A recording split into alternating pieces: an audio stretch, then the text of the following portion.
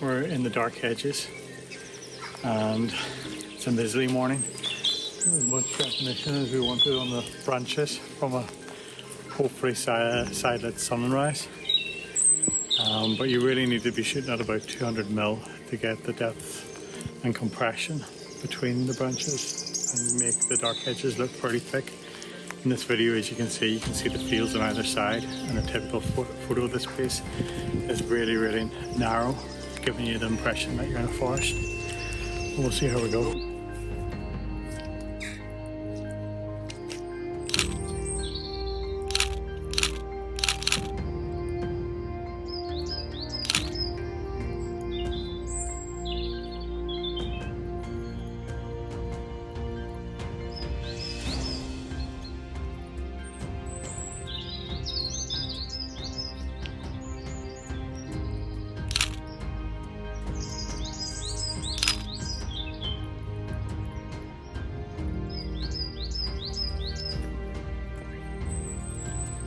We're going to move up to where Roger is and see what we can shoot.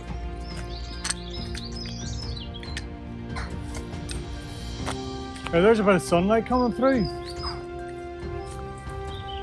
It's kind of what we want. Shooting at the dark hedges, it's renowned, and even in cinematography the same angle's been used. Top of the road, shooting towards the bottom of the road, and it can work in a landscape or portrait. Generally that tight shot so you're not getting the fields around it. It leaves the rest to the imagination. Moving to Portglenone Forest Park this time of year, the bluebells are in abundance. It's definitely well recommended, and it's only getting better this year. But again, that same focal length opens up the forest to so many different angles that no other photographers went for, because you're not shooting a wide angle and you're not getting the whole hill. You can focus on the creativity.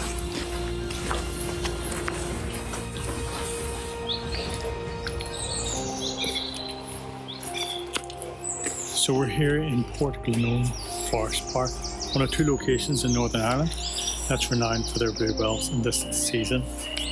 What we're going to do is we're going to use again a 200mm focal length to zoom in and compress the foreground and the background to give us a much more intense show of bluebells in themselves, and we're going to go down low so it brings all those hills and everything in line. We'll see how we go. Let's have a look. So to use the exposure triangle, what I've done is I went for a wide aperture 2.8, highlighted it in green, and I went for a fast shutter speed just over 800, highlighted in blue, and a ISO of just under 400, and that just gives me the sensitivity that I need without losing the noise. Really up to yourself and how much you want to focus. If you go for a 2.8, just get a narrow line of bluebells and then a lovely bokeh of blue in the background, or you try to get more of the forest in. Really, it's just a personal choice. But I am struggling for a focal point because they really are dealing with just an entire floor of bluebell. Also garlic.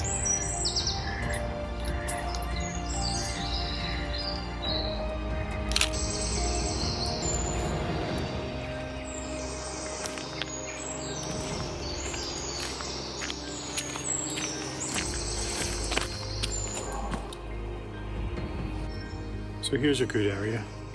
The ground's pretty flat, and we should be able to get the bluebells proceeding all the way into the background, and hopefully try to maintain a real strong blue in the actual shot, and maybe just using the narrow depth of field to capture one of these bluebells that's in the foreground. But we'll see how we go.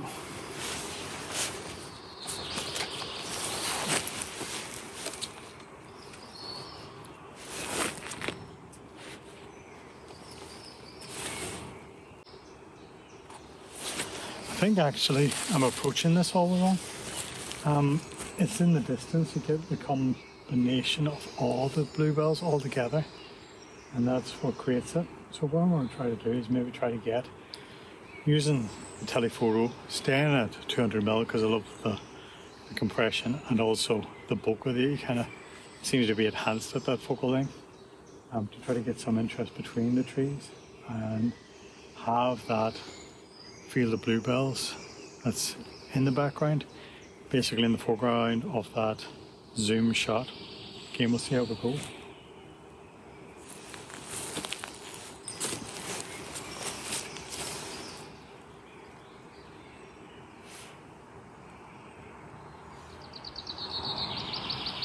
Sometimes a chopped down tree is almost an island in the sea of bluebells.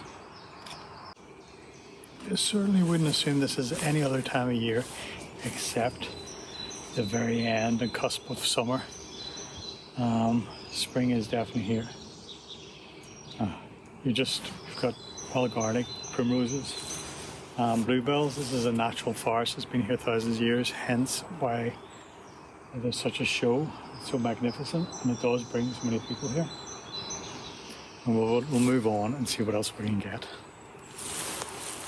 So one of the ideas I had was perhaps using the beech leaves to frame the bluebells. So they're blurred out at a narrowed depth of field, and it frames the shot as we shoot through them. It just so happens that we've got branches hanging down that will just do that for us. Let's see how we go.